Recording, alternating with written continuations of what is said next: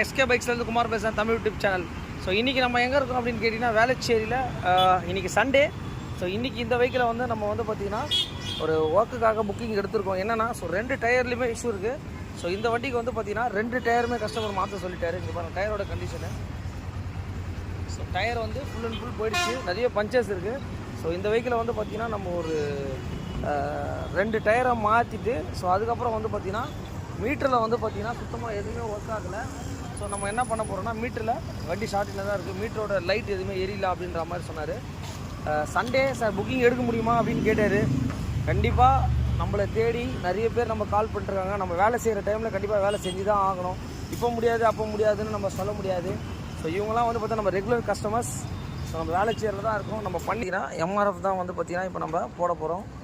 So எம்ஆர்எஃப்பில் ஜாப்பர் பட்டனு. இது வந்து பார்த்திங்கன்னா எம்ஆர்எஃப் பற்றி நம்ம சொல்ல வேண்டிய அவசியம் கிடையாது. ஸோ எம்ஆர்எஃப் நல்லாயிருக்கும். ஸோ இது வந்து பார்த்திங்கன்னா ஃப்ரண்ட்டுக்கும் பேக்கும் என்ன வித்தியாசம் அப்படின்னு கேட்டிங்கன்னா ஃப்ரண்ட்டில் வந்து இந்த மாதிரி ஸ்டைப்ஸ் ஒரு கோடு வரும் உங்களுக்கு. ஸோ பேக்கில் வந்து பார்த்திங்கன்னா அது வராது. இங்கே பாருங்கள். ஸோ இது வந்து பார்த்திங்கன்னா பேக் டயரு, இது ஃப்ரண்ட்டு டயர். ஸோ 2 டயருமே வந்து பார்த்திங்கன்னா இந்த வண்டிக்கு நம்ம மாற்றிட்டுருக்கோம். என்னென்னா உங்களுக்கு வந்து ரெண்டுமே உங்களுக்கு எம்ஆர்எஃப் தான். செட்டாக மாற்றணும் அப்படின்னா ஸோ வண்டி வந்து கண்டிப்பாக நல்லாயிருக்கும். பேக் வீல் வந்து பார்த்திங்கன்னா இப்போ ஃபிட்டிங் ஒர்க் நடந்துகிட்ருக்கு. சவுண்டு கேட்குதுங்கன்னா இந்த மாதிரி ஏர் லாக் கேட்கும் உங்களுக்கு.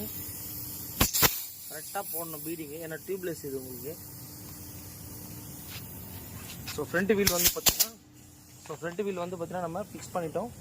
ஸோ எப்படி இருக்குன்னு சொல்லிட்டு நீங்களே பாருங்கள். எம்ஆர்எஃப் நம்ம 2 டயருமே மாற்றிருக்கோம். என்ன வண்டின்னு கேட்டிங்கன்னா ஹோண்டாவில் CD 110. ஸோ இந்த 2 டயரே வந்து பார்த்திங்கன்னா போகப்பட்டா மாற்றிட்டு எம்ஆர்எஃப் தான் போட்டிருக்கோம். ஸோ இந்த வெஹிக்கிளை வந்து பார்த்திங்கன்னா இப்போ டயர் ஃபிட்டிங்லாம் எப்படி இருக்குது அப்படின்றத கண்டிப்பாக வந்து பார்த்திங்கன்னா இப்போ பாருங்கள். ஸோ 2 பக்கமே வந்து பார்த்திங்கன்னா நம்ம ஹேண்டில் விட்டுட்டோம். ஸோ உங்களுக்கு பார்த்தீங்கனாலே தெரியும் வண்டி எவ்வளோ ஸ்ட்ரெயிட்டாக போகுதுன்னு பார்த்துக்கோங்க.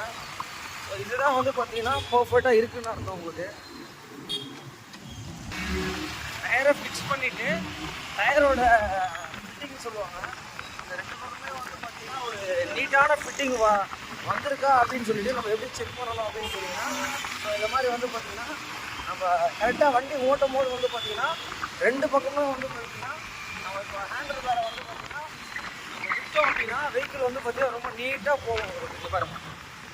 ஸோ இந்த மாதிரி ஸ்ட்ரைட்டாக போகுதுன்னா ஸோ ஒரு கையில் வந்து பார்த்திங்கன்னா நம்ம வந்து பார்த்திங்கன்னா இப்போ ஒரு கையில் ஃபோனை வச்சுட்டு ஒரு கையில் வந்து பார்த்திங்கன்னா உங்கள் கூட நான் பேசிகிட்டு இருக்கேன். வண்டி வந்து பார்த்திங்கன்னா ready. Thanks to all my subscribers and friends. Okay, நன்றி. இந்த அளவுக்கு கஷ்டப்படுறோம், முடிஞ்ச அளவுக்கு ஷேர் பண்ணுங்கள் வீடியோஸை.